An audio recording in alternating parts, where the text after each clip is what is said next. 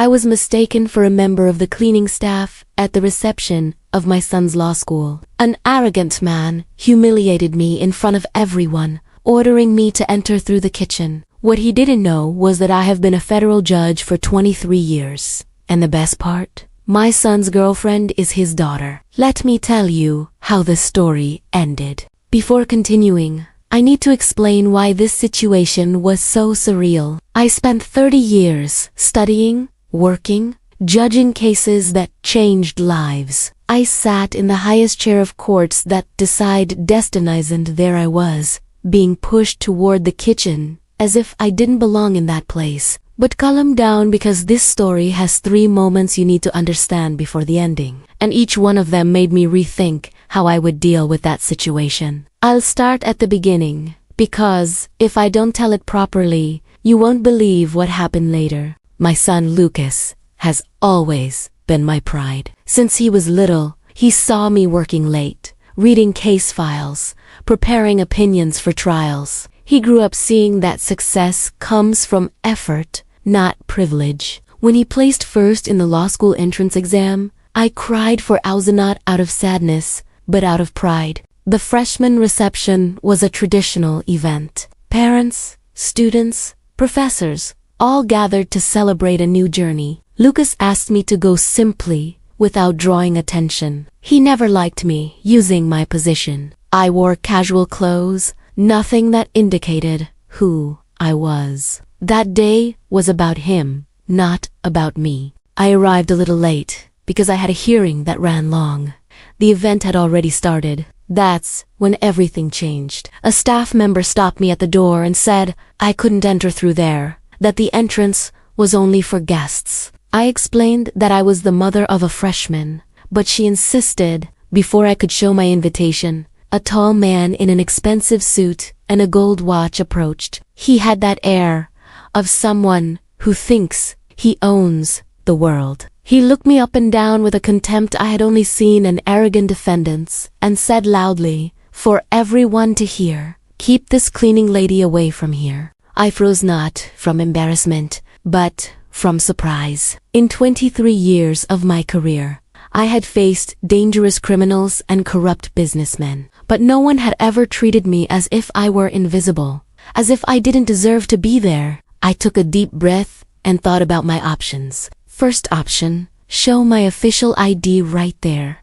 Reveal that I was a federal judge. Seeing his face change from disdain to despair would certainly be satisfying, but it would also be impulsive. And life taught me that impulsive decisions rarely bring the best results. Second option, leave and let Lucas deal with it. But that would make him the center of a mess. Besides, I'm not someone who runs from confrontations. I chose the third option. Wait, observe, let the situation unfold naturally. Sometimes, the best verdict is the one you don't have to pronounce. The embarrassed staff member led me to a side door.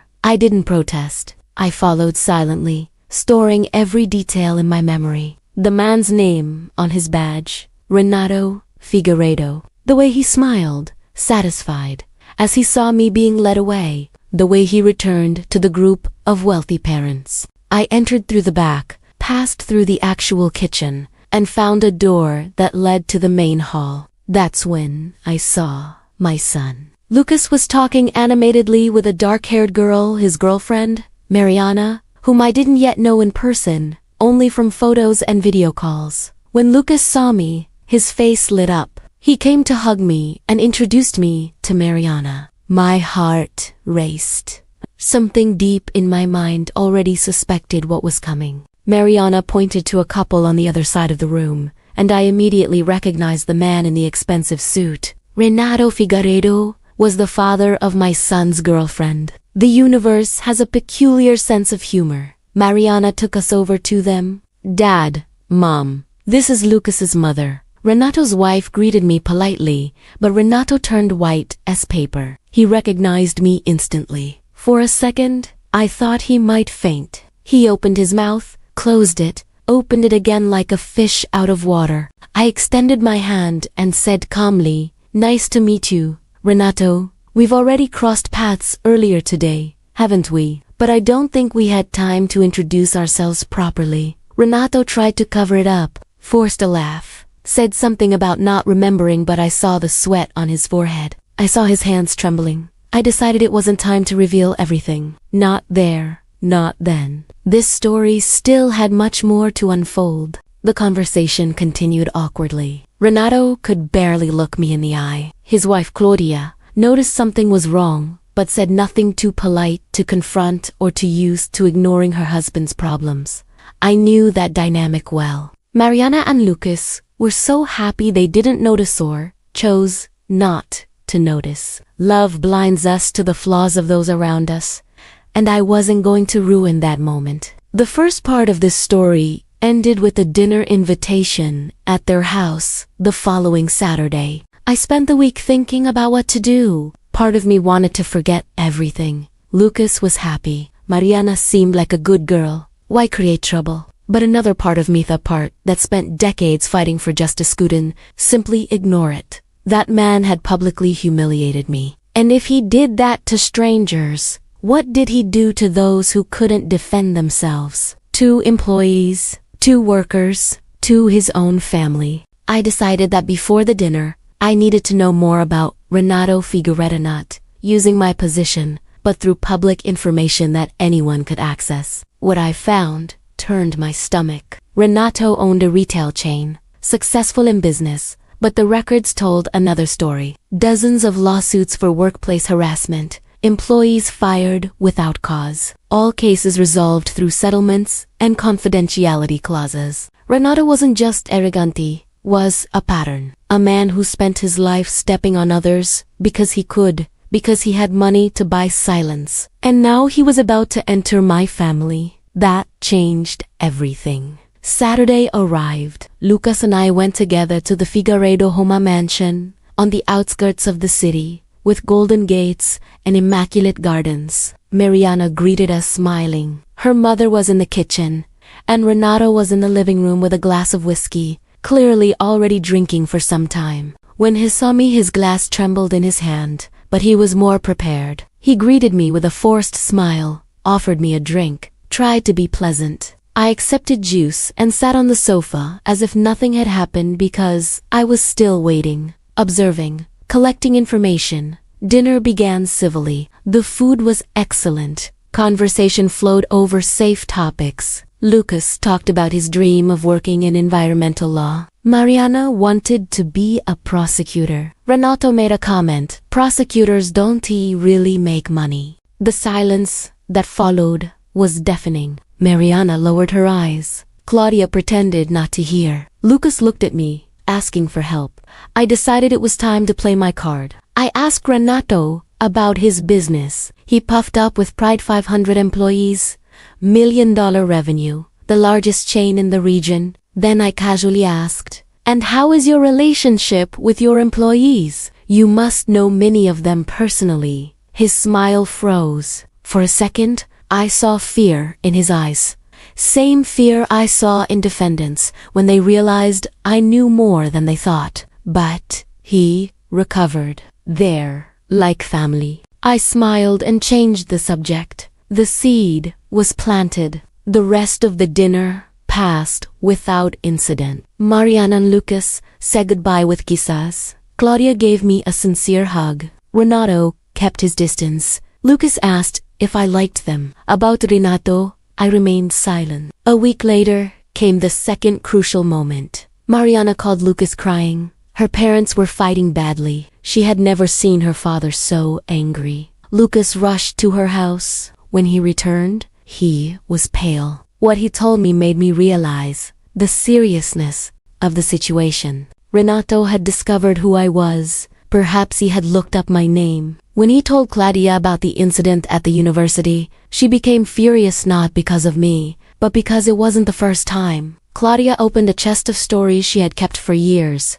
The maid fired for eating a piece of fruit. The driver sued for lightly scratching the car. The former employee harassed until she moved cities. Claudia knew everything. She always had, but never had the courage to confront him, until she learned he had humiliated a federal judge. Lucas looked at me fearfully. "Mom, you're not going to do anything against him, are you? I could have. There are legitimate ways to expose people like that. The question was whether it was right, whether it would help anyone or only satisfy my wounded pride. I told him I wouldn't do anything that harmed his relationship with Mariana. She wasn't responsible for her father's actions. Sometimes people need to face the consequences of their own actions without anyone forcing it. The universe balances things. And I was right. 2 weeks later, I received an unexpected call. It was Claudia.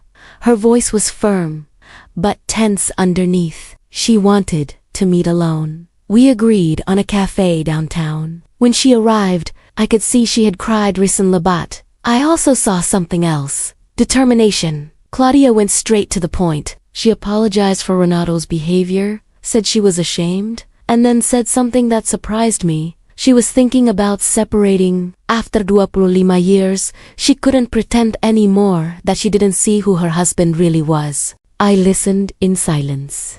It wasn't my place to give marital advice, but she didn't want advice. She wanted to be heard, to have someone validate what she was feeling. So that's what I did. I listened, validated, and said only, "You deserve dignity." Claudia left that cafe different. I don't know exactly what changed in her, but I saw in her eyes a clarity that wasn't there before. Sometimes all we need is an outside voice, confirming what we already know, giving us permission to act according to our values. And now we come to the third moment of this story, the moment that changed everything. 3 months later, I received an invitation, Lucas and Mariana's wedding. Yes, they decided to get married young and in love. I tried to convince them to wait, but who am I to stop love? The wedding would be in a small, intimate event space in the city. And, of course, the bride's parents would be there, or rather, her mother, because Claudia had finally filed for divorce. The separation was quick. Renato tried to make things difficult, but backed down, afraid of what I might know. Even so, he insisted on attending the wedding. He was the bride's father. Mariana didn't want him there, but Claudia convinced her to give him a chance. Sometimes important events make people change. I had my doubts, but it wasn't my decision. The day arrived, Lucas radiant, Mariana stunning. Renato was different. I don't know if it was the divorce, time, or genuine reflection, but he seemed smaller, not physically, emotionally, as if the arrogance had been a shield that finally cracked. He didn't look at me during the ceremony. He kept his eyes on the floor. When the time for objections came, something unexpected happened. Renato raised his hand. The room froze. Mariana turned pale. Lucas squeezed my hand. Claudia closed her eyes, but the worst didn't come. Renato walked to the center of the room and looked at his daughter. "I need to say something before this wedding," he looked at me, and I saw something I never expected to see. Remorse. Real remorse. "Mrs. Helena," he began, "I owe you a public apology, as public as what I did. On the day of the university reception, I treated you in a way that has no excuse. I judged by appearance. I humiliated you without knowing you, and I was completely wrong." The silence in the room was absolute. Mariana had tears on her face. Lucas held my hand. Renato continued, "I spent my life thinking money gave me the right to treat people however I wanted, that success meant being better than others. I was wrong, and I lost a lot because of it." He looked at Claudia. "I lost my wife." He looked at Mariana. "I almost lost my daughter. When I found out who you were, I realized the magnitude of my mistake, not because you are a judge, but because my daughter chose someone raised by a person who treats everyone with respect, regardless of appearance or position." He turned to Lucas. "Take good care of my daughter. Be the man I never managed to be." Then, to everyone's surprise, he came up to me, extended his hand. I accepted it, and he said quietly, "Thank you for not destroying me when you could. I don't deserve your compassion, but I'm grateful for it." I didn't respond. I just felt it. Some words don't need answers. The wedding continued. It was beautiful. Lucas and Mariana exchanged rings, vows, promises," Claudia cried with joy. Renato stayed quietly in the corner, observing perhaps for the first time in his life without trying to be the center of attention. At the reception, he spoke to me again. He asked if I thought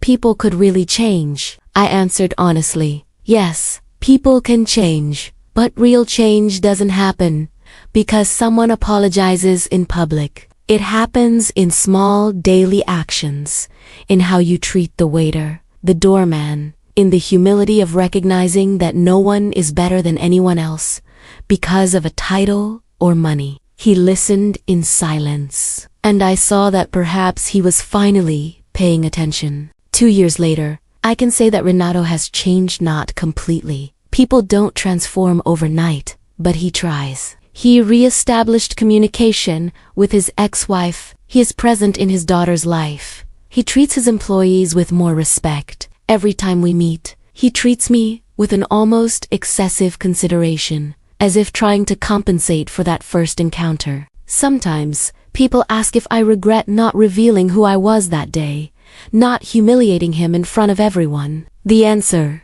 is always no. Because I would have satisfied my pride for a few minutes, but I would have lost something far more valuable, the chance to see someone try to be better. That is the lesson I take from this experience. Justice does not always come from a sentence. Victory does not always come from direct confrontation. Sometimes, the greatest victory is simply being who you are, treating everyone with dignity, and letting your actions speak louder than any title. Because in the end, it doesn't matter whether you are a federal judge or a cleaning worker. What matters is how you treat people when no one is watching, when there is nothing to gain, when the only thing at stake is the kind of human being you choose to be. Thank you for listening to my story until the end. If it made you think even for a second about how you treat the people around you, then it was worth telling. Take care, and remember, dignity has no price, but it has consequences for those who give it and for those who deny it.